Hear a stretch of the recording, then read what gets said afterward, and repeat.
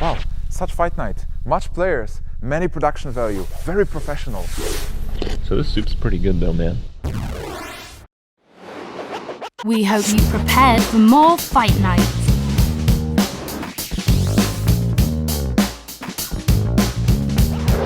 Orson is a bit like the black sheep in the team when it comes to strange ideas. Yeah, I'm kind of known for being the crazed alchemist of Team ManaGrind. I make stuff happen that actually works. Chucky's been a part of the team quite a long time, and he's been proving that he's a strong player. Yeah, I think we can take on the ace match. Woohoo. From what I've seen, I definitely have to say I think Reels is the best player on Team ManaGrind. I think he's a really strong player. We've had a lot of preparation for this event with all of the ManaGrind players. Definitely happy to be here, hoping for the best. All right, so game number 1 has finished in quite an explosive fashion. We kind of even said, could Leroy actually be able to do something in this deck, and actually was able to explode for damage? Yeah, I've seen the Warlock deck explode, but it's usually, you know, when you get it a bit too low and they drop the Molten Giant wall. Right. But, you know, the Leroy iteration seems to be just as effective. Turn 6 is about as fast as it gets with this deck. And so now we are reduced to 2 decks for Dogehouse. The remaining decks they have Priest and they have Druid. That's right. Which do you feel like is a good choice for them? I know that Priest in general does okay against the deck because both these decks became popular around the same time, like the slowish Priest and this Warlock deck.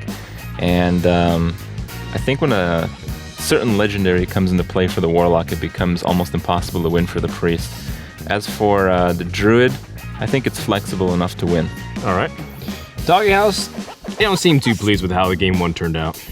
Well, if you lose, you don't get smiles. So, yeah. Well, first game is pretty decisive. Yeah.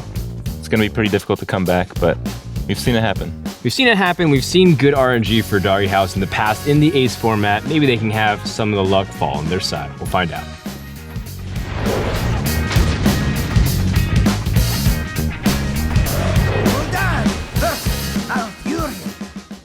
I must protect the wild. Your soul shall be mine. Game number 2, Crip, and they end up choosing Druid.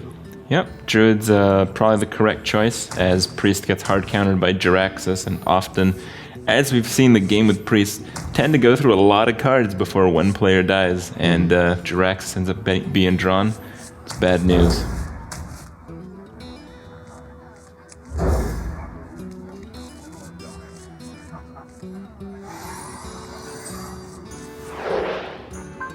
It's already a pretty decent RNG for Team Dogehouse because Handlock likes to get the coins to inflate their hand a little bit. Also gives them more chance to get something like Mountain Giant. Well, they don't have a good play for a while, and their first play is like a kill on a small creature. But I believe we're going to see the Ancient Watcher followed up by the Silence in the turn after. And the Soulfire is probably just going to kill anything that's within range that's first played. Just have to be careful not to... Well, they do have some pretty important cards in their hand. Yeah, they do. Considering the life tap, that's pretty interesting. Life tap just to build the hand. I mean, there's really no threat from Druid. Yeah, you don't have a turn 4 play, so if you tap now on 3 Ancient Watcher, on 4 you owl and tap again. I guess is the idea. And I think that's definitely a good reward for tapping. Yep, you got the Mountain, which is at 7. So next turn will be at 6. And then 5, and then you draw 4, so it can be played on turn 4 if you tap. That's if they want to go for it, and I don't see why not. Meanwhile, pretty good hand for Team Dogehouse as well. They have a lot of good solid cards in there. Yeah, it looks like they're going for the Mountain Giant play. They have the taunt card to activate him, but I believe he's going to get big gamed. Yep. And that's definitely going to be a nice little answer. Yeah, that big game is there because they were pretty clued in that they wanted to play this type of Warlock deck. There was little reason to play the aggro one, as we've seen it fail several times now this week. And they also have Paladin, right? So the Paladin class also is more control based. Yeah. You have big game to answer both those classes. Mountain Giant down, it's not looking that great. The Yeti is out of range of Soulfire, and I think you kind of have to reduce the damage by Soulfiring the Big Game Hunter. So the Big Game Hunter essentially gets 3 cards. Yeah, that's true. Because the second one that gets tossed out from the discard. Yep. Double Ancient Watcher, Soulfire. Oh man. Ooh, not some Fury. Wow. That's not a good one either. That's a pretty tough loss there. Yeah. And now turn 5, I mean, the hand of Dogehouse is so potent. Look at 2 Ancient of Lores, a Cairn. Yeah, I think even here Druid you, Claw. as your Drake, just to get a good swipe next turn, anticipating a taunt. But the problem is that we know that the Drake won't survive it. He did not end up discarding the other Soulfire in the hand. Mm-hmm. But even then, don't you feel like it's still not too bad of a situation? Still, because if they uses a second Soulfire, he's still in a pretty nice spot overall. Even because he still draw a card and you get to trade that way. It looks like he went with the taunt on the Druid of the Claw, which I think is fair. Because now what do? Do you silence that? Silence the... Yeah, you don't have anything to Druid of attack. the Claw. Yeah. I still think buying time is all right, but yeah, losing the Molten Giant in this position is just really tough here. Leroy is pretty expendable, in my opinion, from that point. Yeah, you could Leroy Sunfury Protector. The 1/1s shouldn't matter. They run into your walls. Ancient Watchers. The Ancient Walls. Possibilities. Don't really see too many good plays here for Team ManaGrind. And they're still kind of at an awkward mana stage where 6 doesn't really give them flexibility to do much after they drop 7 Fury, so they're contemplating if they can tap. Yeah, they really have no choice but to play Sun Fury. The only other choice is if they decide to tap, they'd tap first and draw the Argus, and then you'd play the Argus instead, but that's it. But I guess they are really considering just getting, I guess,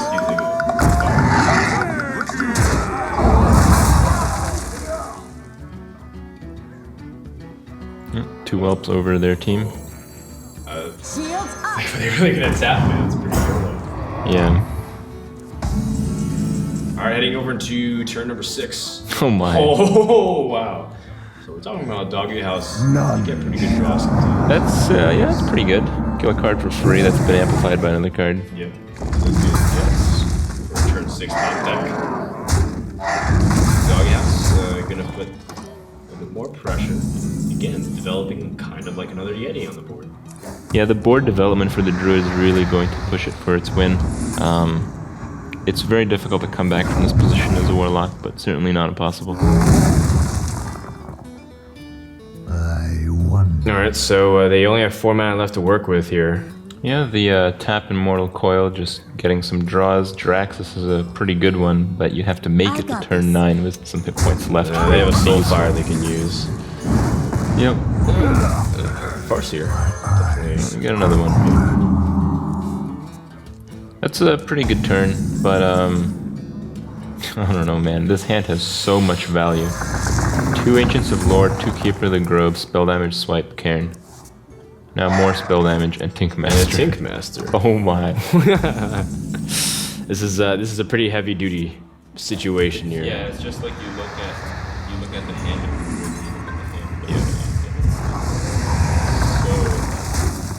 I think right now, I think ManaGrind just wants to survive to Draxus at this point, and they're just trying to see if they can come back and put 6/6 on the boards every time. But it's always one thing really scary about being Draxus is that Druid's Force of Nature Savage War combo is always practically within lethal range. Yeah, just because of the 14 damage, and you always feel just like threatened. Yeah, you just gotta put those taunts up and hope for the best. Yeah, I don't think your Jirax is here. You think tap Mountain Giant, or do you think I think tap Silencing. Mountain Giant, because you really want to play Jiraxis, and you're going to fall short on cards if you do. That's true. Possibilities. I don't really see how you can otherwise improve too much the board, because the Yeti comes out. Well, you tap. You can have the Yeti come out as a 4/5. Yeah, pretty weak. Twilight Drake, yeah. Yeah. Or sorry, the Yeti comes out as a 4/5, of course. Yeah. The Twilight Drake. Sorry, Usually I was calling it a Yeti in my head. It's come to the point where Yetis are so common in the mid game of decks that I kind of use it as a unit of measurement now. Well, the Twilight Drake is certainly better in this type of Warlock deck, for sure. Because the Jirax lose 2 life. He also has a Molten Giant too, and that's going to pretty much feel like a dead card as well. He hasn't used. Well, you can technically play the Molten Giant as Jirax. Yeah, it's just very, very, very hard to do and pull off. When you hit 5 life, he becomes playable. Or less. Then you're probably dead. Now it's turn number 9 for Team Dogehouse. Man, their hand just looks so good. It's kind of like first world problems. Which one do I play? It's pretty interesting that they're deciding to draw more cards. I don't think they need to draw any more cards, especially since they know what Jiraxis is capable of. I think they'd rather develop it instead. The thing is, you might take a loss to Shadow Flame, doing Infernal Shadow Flame. I mean, I don't believe it's in the Warlock's hand, but it is something you have to consider when you're... That is an excellent point. When you're playing these cards. It's still Ancient Lore has a really big body as well, so even doing 4, putting Ascend Fury, you could potentially, if he has no answers, you could potentially set up a lethal play. So here he wants to give Karen Taunt, probably because he plans on Faceless Manipulatoring it next turn. Oh. Okay. Team Dogehouse instead chooses to go for the Blood Mage Thalnos. Still very hard position though. You double Drake. Oh no, he has the Inferno as well. Yeah. Well, you can double Drake Infernal, but then you don't have a taunt and you're dead. Yeah.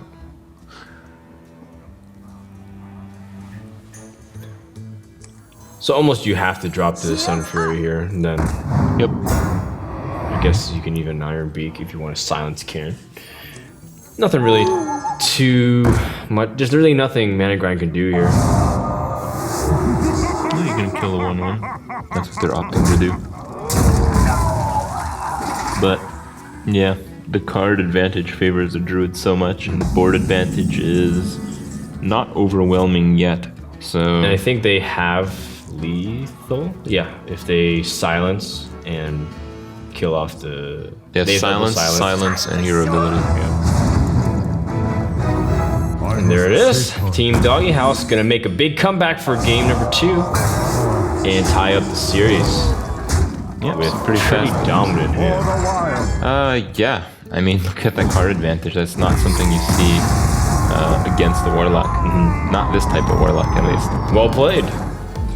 So game number 2 ends in a pretty one-sided fashion. I don't really feel like the Druid felt threatened at all.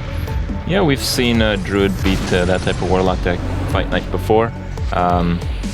Never with that many cards at the end of the match, though. Stay tuned for more Fight Night.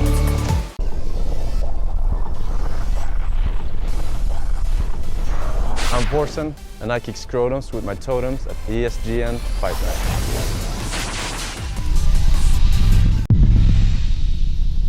I got a huge deck. How big is your deck?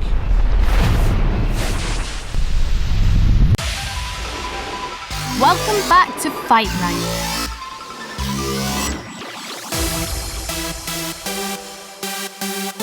I'd like to give a shout out to Dogehouse, my team. Hey guys, I'm Mux, and I'm from Germany, but I'm feeling pretty confident that I will win at least 1, if not 2. My name is Janne Mikkonen.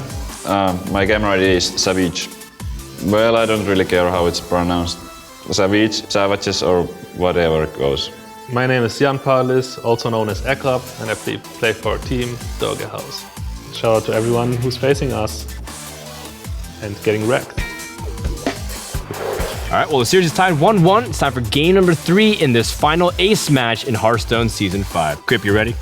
I'm ready. Let's see who's gonna take it. All right, so game number 3 is queuing up. This deck is called a ManaGrind Original. Yeah, well, it must be a good one because the other ones are Custom Warlock, Custom Paladin.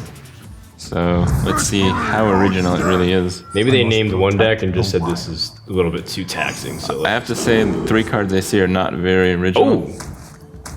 On a Warlock. Or on a Warrior, excuse me. Warlock. Whoa, he's keeping both of them against the Druid. So I'm guessing they want to do more of like the Reynad Aggressive deck where they just keep going to the face as much as they can. Yep. And they might mix it up, making the opponents believe that it's going to be kind of a regular control warrior. Yeah, I play like a pretty ridiculous druid that just for fun, and I actually lose to this deck every single time because my deck is just a little bit too slow.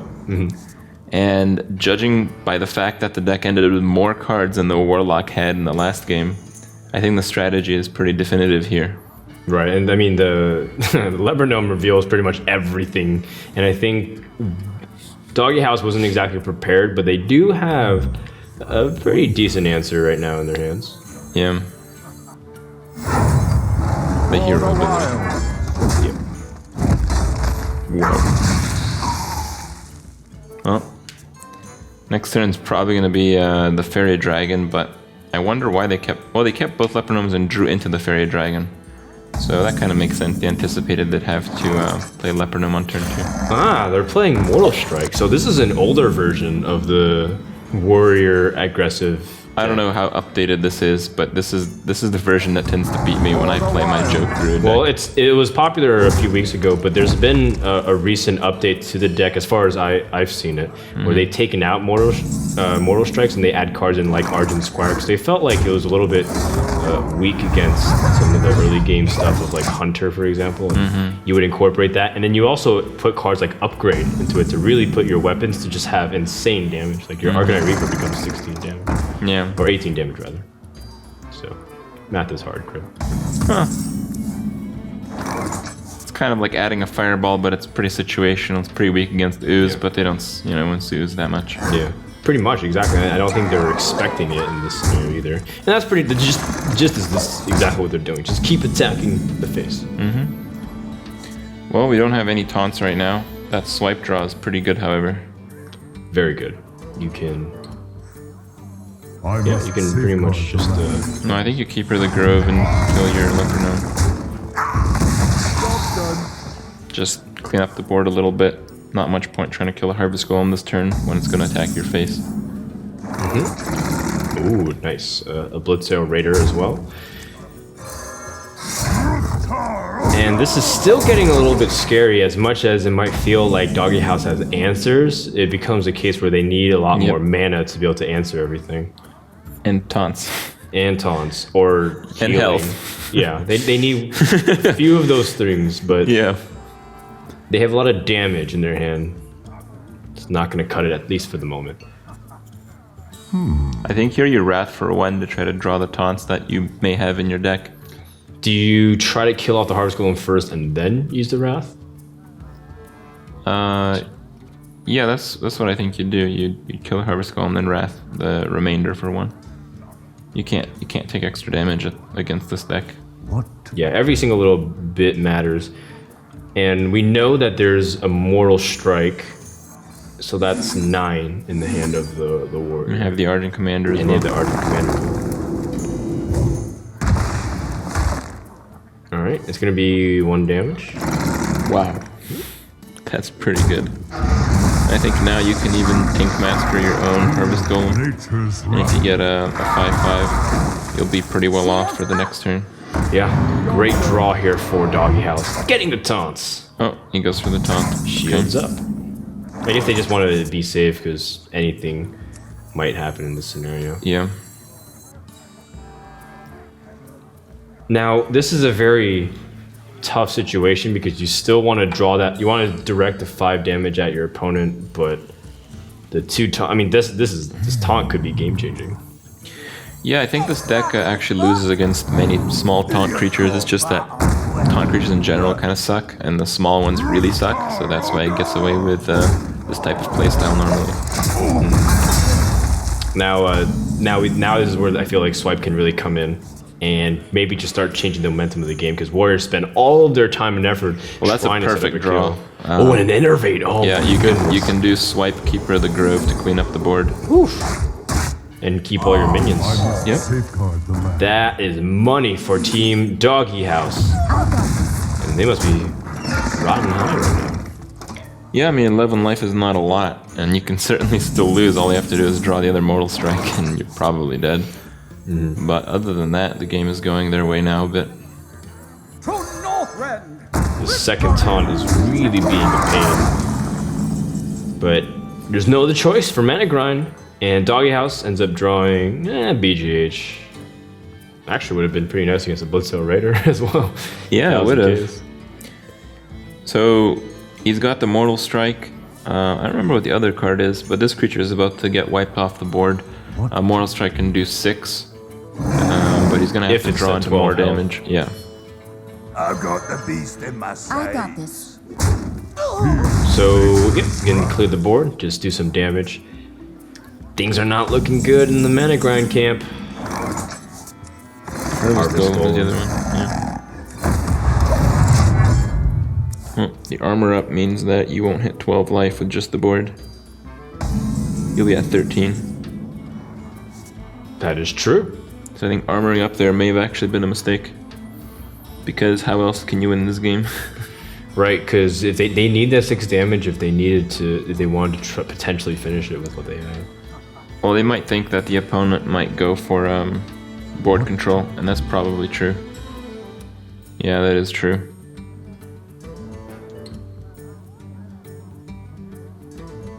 Let's listen into what Team Dogehouse is talking about.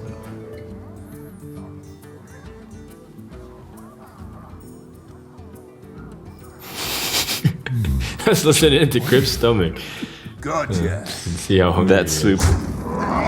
Or do you miss the soup that much? No, but that's probably what it was. I don't eat anything else, maybe. The soup does get better towards the bottom this time. Let's see. So Dogehouse is going to drop with the second Yeti and clear the board, just like you were saying. I mean, board control makes sense. And also, every turn you hero ability makes you feel a little bit safer as well. Yeah. Yeah, getting a 13 life is a really big deal right now. Oh, wow. Wow, that's a really fast turn. Yeah. For a team to decide. Well, the options are very limited. Oh, a Force of Nature draw. So there's 10, 11, Not 12 quite. on the dance. Yeah, you can't really do it.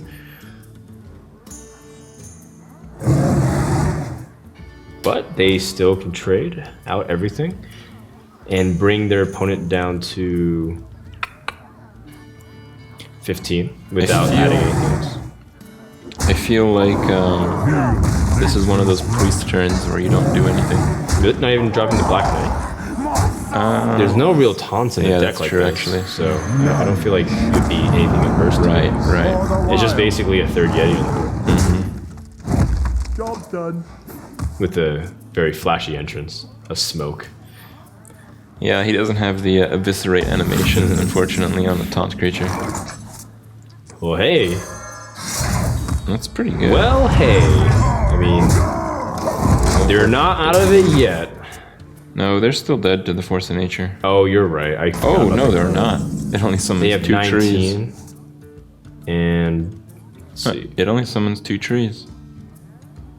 4, 8, 12, 15, 16 plus 4. Oh, it is. 20. It's enough. Oh, it's just enough. Yeah. That's nice. That's great. And Team Dogehouse, well, they missed lethal once with Nyx earlier this week. I don't think this is going to happen this time. Yeah. There's nothing else to do. Sadly. Even so, if they somehow slipped up and played a Sun Fury Protector, it'd still be really tough for the Warrior to do anything. And game number 3 will go to Team Dogehouse. Comeback is real. The comeback is happening, Chris. Yeah. Team Dogehouse doesn't lose in ace matches, I heard. Well, history hasn't disappointed yet. every first game, and perhaps every ace match will continue. All right, so game number 3, despite ManaGrind becoming, I think, 1 turn away from being able to win with against the Druid deck, Dogehouse came up clutch with that Sunfire. You called it. You said that was going to be the turnaround for them to win, and they did. Yeah, it was close even with that draw, but you know, with aggro, sometimes you fall a little bit short and get really sad. That was really close, and even to the final play, they almost had the ability to turn around as well, but just enough damage from Dogehouse as well. Worked out very well for them, as it has in the past in these ace matches. So it comes down to Paladin versus the Druid. Once again, we've seen this matchup a couple times already. Not just this week, but also in previous fight nights. What do you think must be going through ManaGrind's head right now?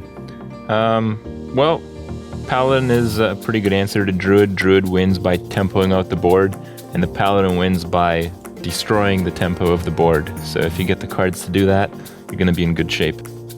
Well, we have Nimsh in the ManaGrind corner to talk to them and get their thoughts. Okay guys, so I'm here with ManaGrind and my name is Nimsh, and hey guys, you had some interesting decks and I really liked it. So where was the idea with the Warlock? Why not aggro? The idea behind the Warlock was that they would most likely expect us to play aggro Warlock, and for that reason we choose Handlock as a stable control deck, and we also had the aggro warrior after that as a follow-up in case if they want to counter the aggro Warlock. Oh, the warrior build was pretty interesting. Where did you get the idea? It's a ManaGrind original. Oh, really? So, yeah, it would be a lot of deck lists in our team. Okay, and how did you feel about the Druid game? Because like Druid is not favored against Warlock. It isn't, but they had a pretty good counter with it, with BGH, Thinkmaster, and they just mulliganed for those cards, especially that game. So it was about 50-50 in that way. Cool. Now you have the Paladin, and are you certain that you will take the series down with Paladin? I think we can do it. I think we can. Okay, then good luck, guys, and yeah, I'm looking forward to the game. Thanks. Thanks. So, guys, take it away. Thanks so much, Nim, for talking to ManaGrind. Let's hear what Dogehouse has to say. Monk's with them as well. Hi, I'm here with Team Dogehouse after they've achieved a 2-1 lead over the competition.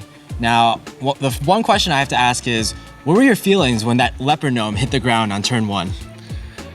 We were just thinking, dude, how could you play such a deck? I mean, yeah, literally. So, I don't know, but in the end, it all worked out. So, yeah. Now you guys are up 2-1, and if you take the next match against their Paladin, you take home the series. How are you guys feeling about that? I mean, we are definitely the masters of the ace match, as we have proven in the previous 2 seasons of Fight Night, and we are definitely confident of taking this home after we got 2 wins in a row. All right, so I wish you guys the best of luck, and may the Pagel be with you. Thanks, Mr. Dong. Stay tuned for more Fight Night.